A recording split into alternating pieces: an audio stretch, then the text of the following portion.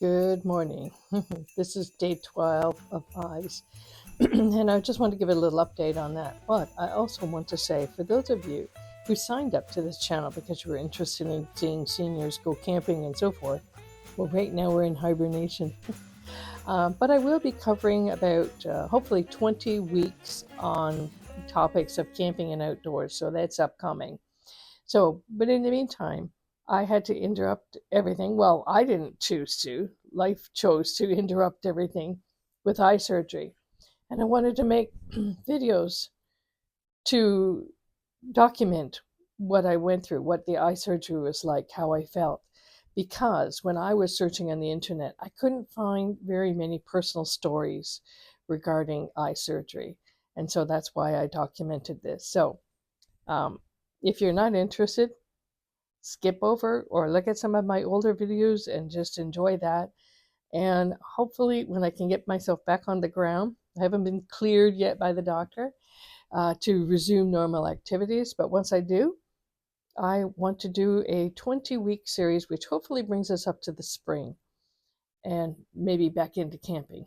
So, but the series will be about planning, tents, review of equipment, how to organize, all kinds of stuff, making meals, what it's like to be a senior.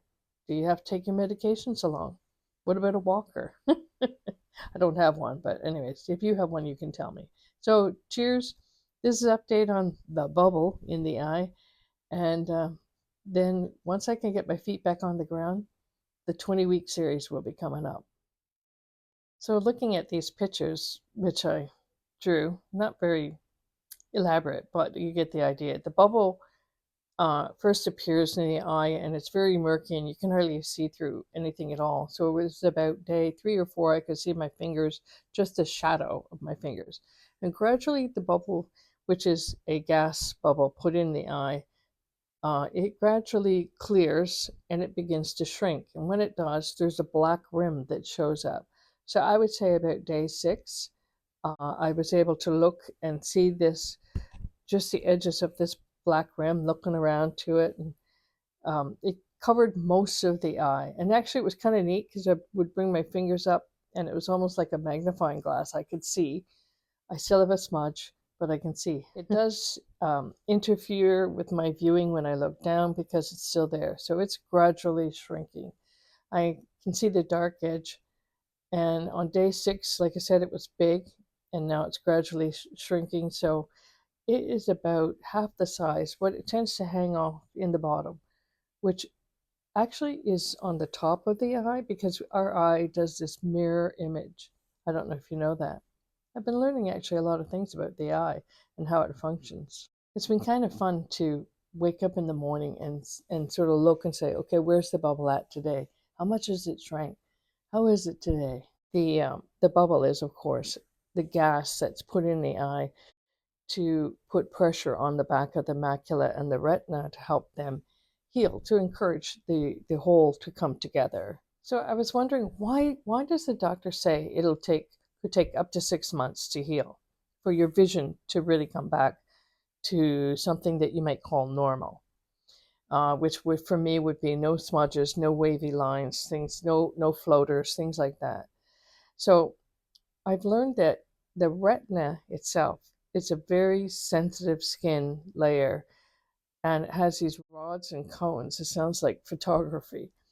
And it takes months for that to regenerate. But the fact that it can regenerate is absolutely amazing. So that's the time factor. That's why it takes so long. I guess it's almost like growing a plant. That's my idea of it, or my version of what's going on. But it does take time to come back into order, to regenerate and heal. It's amazing what the body does to heal. So it's also going to take time for my brain to adapt to processing the new information. So a lot of our visual processing happens in the brain. Did you know that? The retina and brain both play crucial roles in vision, and adaptation can take months. So the specialist says it could be up to 6 months.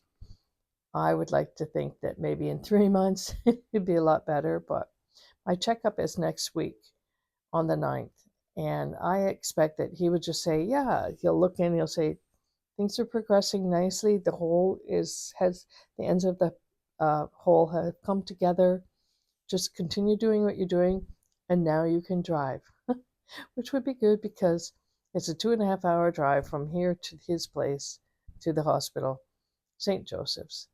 And I think Stanley might like a break for all that driving. It's a nice drive, but we're getting snow, and that's a little bit of a concern. But we'll be fine. I said to Stanley, we're not babies. You know, aging, like, as you age, you start maybe erroneously think that you can't do certain things because you're 70 or 80. And I think that's a mistake. Unless you actually have something physical, like, I'm not allowed to drive because I can't see quite well with the eye. And so that makes a lot of sense. But other than that, I think a lot of our limitations as we age are self-imposed. So get out there, have fun. And as one friend says, we'd like to see you cavorting. I hope to be doing some cavorting with Stanley in a week or so.